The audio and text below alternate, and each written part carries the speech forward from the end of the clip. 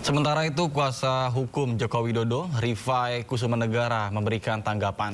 Tidak ada alasan Jokowi memasukkan ijazahnya karena menjadi presiden cukup dengan ijazah SMA.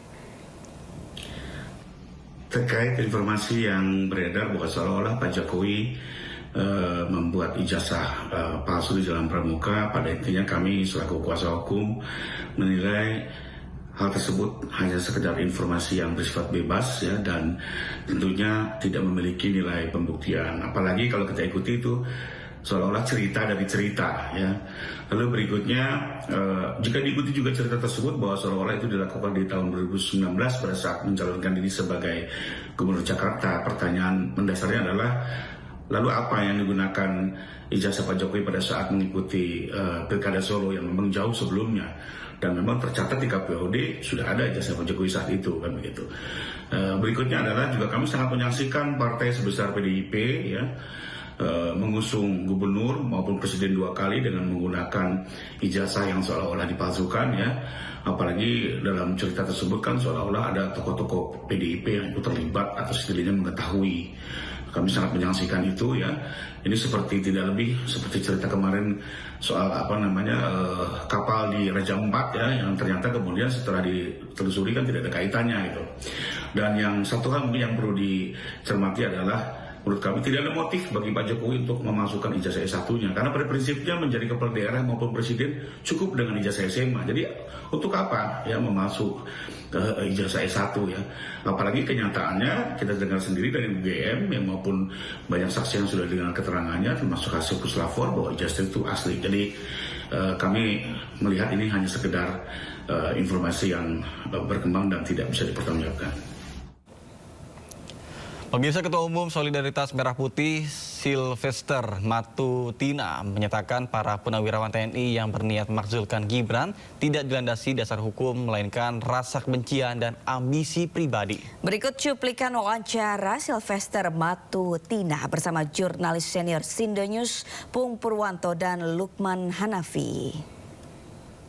Kepada yang senior-senior ini dengan hormat ya, saya pikir kalau memang mau kembali lagi mau berbuat untuk bangsa kita ya bantulah Pak Prabowo. Pertama ya kan, Pak Prabowo sekarang kan ingin agar kita swasembada pangan, energi ya kan, air. Ya, kalau bisa sih turunlah ke sawah-sawah ya kan, bantu terus bikin irigasi, terus cari pupuk untuk rakyat. Itu kan lebih mulia. Terus yang kedua, bantulah Pak Prabowo dalam melawan koruptor, mafia, premanisme. Ini kan lebih bagus daripada para senior ini membuat surat atau yang tidak ada dasar-dasar hukum ataupun fakta-fakta konstitusi yang dibangun tidak berdasarkan riset yang benar. Gitu loh, hanya berdasarkan karena rasa kebencian. Atau bukan hanya rasa kebencian, ambisi pribadi. Nah ini yang bahaya. Saya ingatkan ini bahaya buat republik ini. Berikanlah contoh yang baik buat yang muda-muda, anak cucu kita, bahwa Anda adalah benar-benar yang dulunya, ya saya nggak tahu kamu punya sepak terjang gimana. Terus sekarang ini anak istrimu, cucumu, apakah benar juga? Gitu loh. Ya kan? Ya. Jadi tolong kembali lagi ya, berdoalah kepada Tuhan ya kan, minta pemikiran dan jalan terbaik. Jangan mengadu domba bangsa ini, jangan menghancurkan bangsa ini karena kami akan melawan kalian. Ya. Itu Bang. Tetap ya. Oh iya. Termasuk melawan tim pemburu jasa. Oh iya, nggak ada apa-apa lah. Ini Bang, hanya kurcaci aja. Bagi saya kalian ini hanya kurcaci aja. Ya enggak, menurut saya kalian udah gagal kemarin, besok akan gagal lagi. Kami ini hanya nggak mau sombong aja. Kami ini pemenang Bang, gitu loh. Oke. 70.000 warga terpaksa mengungsi akibat banjir besar yang melanda Tiongkok. Informasinya usai jeda berikut, tetaplah bersama kami di Sindo Today.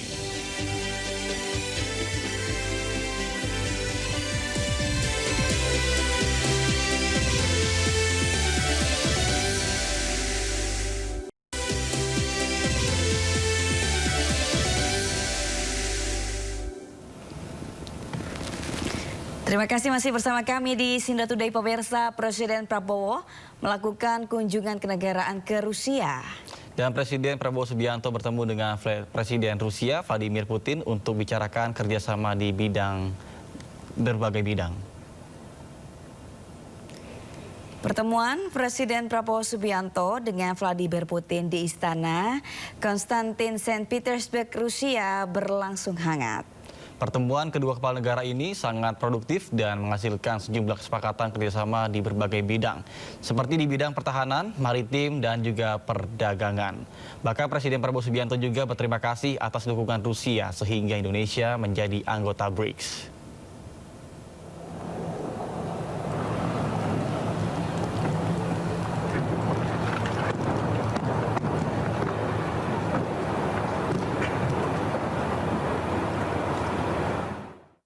Di semua bidang ekonomi, kerjasama teknis, perdagangan, investasi,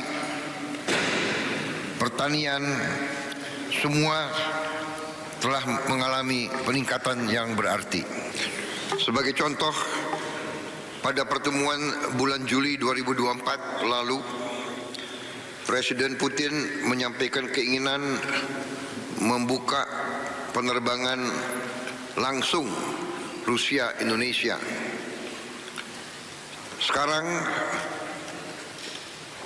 penerbangan terbesar Rusia terbang 3 kali dalam 1 minggu, Moskow, Bali. Kemudian dalam musim dingin 4 kali dalam 1 minggu.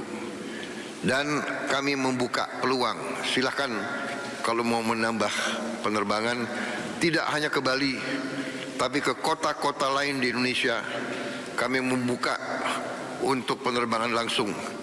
Kami juga sudah mencapai banyak persetujuan baru, dan terutama kami ingin meningkatkan jumlah anak-anak muda Indonesia untuk belajar di Rusia dengan beasiswa dari pemerintah Indonesia. Pengumpulan dana yang dilakukan oleh negara menjadi aset yang dipisahkan. Halal, nggak ada kompromi. Nggak bisa, kompromi halal tuh nggak bisa. Wah, cuma 1%, babinya halal, nggak bisa. Jangan lewatkan One on One jam 9:30 malam di Sindo News TV.